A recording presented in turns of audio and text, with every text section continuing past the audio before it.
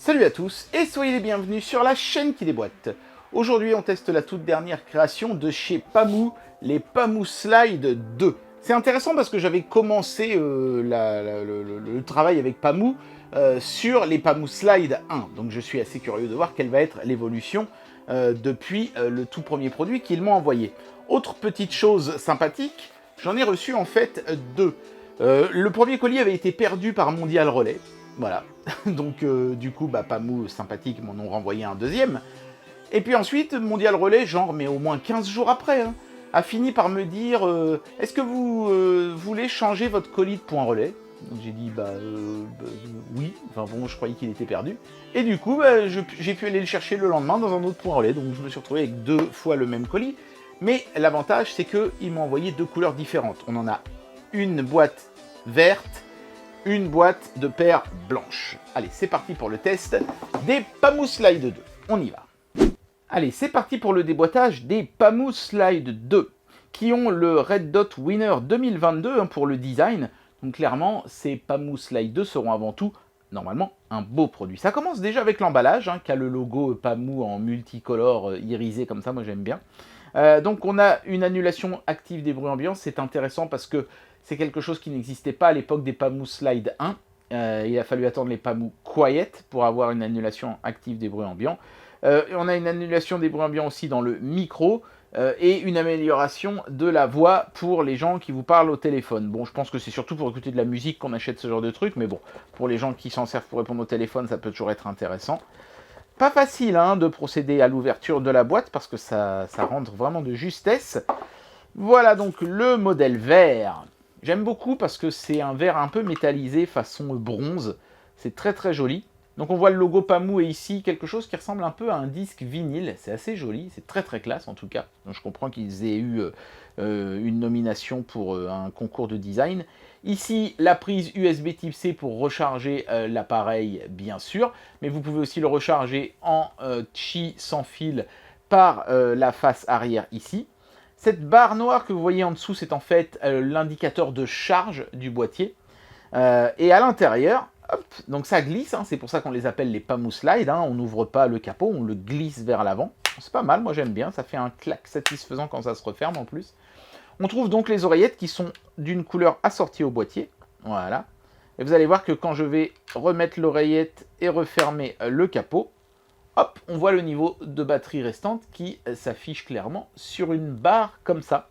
Sur les Pamou Quiet, souvenez-vous, c'était un cercle lumineux autour du disque sur le dessus. C'était joli aussi, mais c'était peut-être un peu moins facile à évaluer que cette barre là ici, qui fait un peu penser à une barre d'énergie de Street Fighter, bien sûr.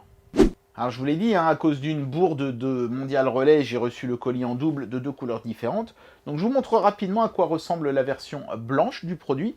Je m'attendais à quelque chose de moins classe que le vert, mais en fait j'ai été agréablement surpris parce que c'est un blanc nacré, super joli, on dirait presque un coquillage.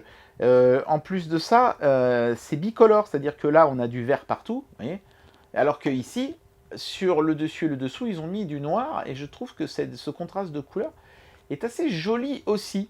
Hop là, et à l'intérieur, on a nos oreillettes qui sont du coup blanches. Voilà, c'est vraiment super cool et super sympa d'avoir reçu le produit de 2 couleurs différentes parce que, mine de rien, les oreillettes, c'est un truc qu'on porte sur soi. Donc ça peut être sympa de pouvoir choisir sa couleur. Voilà, il y a d'autres coloris encore, il n'y a pas que ces deux-là.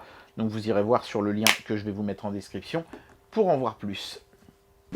Les oreillettes en elles-mêmes sont toutes simples, ce sont des oreillettes de type haricot, je crois que c'est comme ça qu'on appelle ça, avec donc une zone tactile, là où se trouve le P ici. On peut voir le micro pour l'annulation des bruits ambiants. Et on peut voir aussi ici, vous voyez ce petit point noir qui brille, c'est un capteur de proximité, c'est-à-dire qu'en fait les oreillettes savent quand vous les portez dans les oreilles ou pas. Et donc ça permet au système de se mettre en pause, par exemple, si une de vos oreillettes tombe ou si vous l'enlevez, vous, délibérément. Vous noterez qu'il y a un deuxième micro ici pour les conversations téléphoniques. Je ne sais pas si vous le verrez bien, c'est pas évident de vous montrer, c'est vraiment tout petit.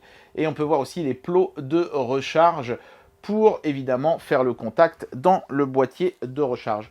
Simple et efficace, moi j'aime beaucoup. Donc maintenant, je vais les mettre sur mes oreilles et on va voir un petit peu ce que ça donne au niveau du son.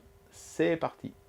Voilà, donc j'ai écouté un petit peu de musique, j'ai regardé des films, des séries et j'ai joué un petit peu à des jeux vidéo. Voilà ce que je peux vous dire un petit peu de la qualité audio de ce casque. Pour tout ce qui est musique, et films et séries, c'est top. L'équilibre sonore est vraiment parfait. Souvent, les oreillettes de marque peu connues, je veux dire, pour moi, les oreillettes connues, ça va être Sony, Bose, Apple, bien sûr, c'est qu'ils ont tendance à abuser des basses parce que ça masque un petit peu les autres défauts du son. Mais là, c'est pas le cas. On a vraiment un bon équilibre. On a des bonnes basses bien comme il faut, pas trop omniprésentes, des médiums et des aigus précis. Moi, j'aime bien les aigus précis parce que, par exemple, dans une musique, quand il y a un petit tintement, un petit truc, bah, on l'entend bien ressortir et ça donne un côté plus cristallin au son, plus pur, qui est vraiment appréciable. Et ça, ces oreillettes le font très bien. Donc, c'est vraiment, pour écouter de la musique, regarder ses films et tout ça, le top. À ce niveau-là, pas de problème. Pour le jeu vidéo, bah, y a de la latence, malheureusement, et comme il n'y a pas de mode jeu vidéo, on ne peut pas vraiment la supprimer. Donc, c'est pas forcément les oreillettes que je recommanderais pour cet usage-là. Mais bon, en général, jouer aux jeux vidéo, on préfère un bon gros casque qui tient bien sur les oreilles. Alors justement, puisqu'on parle de ça, l'annulation active des bruits ambiants, bah, elle est bonne autant que peut l'être l'annulation des bruits ambiants sur des oreillettes. Parce que, encore une fois, comme on n'a pas un truc qui englobe les oreilles complètement, difficile d'isoler complètement la personne du son environnant. Ça fonctionne quand même, hein, et on entend la différence, mais ce ne sera pas aussi frappant qu'avec un gros casque des familles. Et puis, concernant le micro, la qualité du micro, puisque Pamou avait l'air de dire que leur micro était pas mal, je vais vous faire écouter un petit extrait. Et voici ce que donne un enregistrement vocal avec le micro intégré à ces oreillettes Pamou Slide 2 dans un milieu bruyant puisque j'ai à côté de moi un ventilateur qui fonctionne.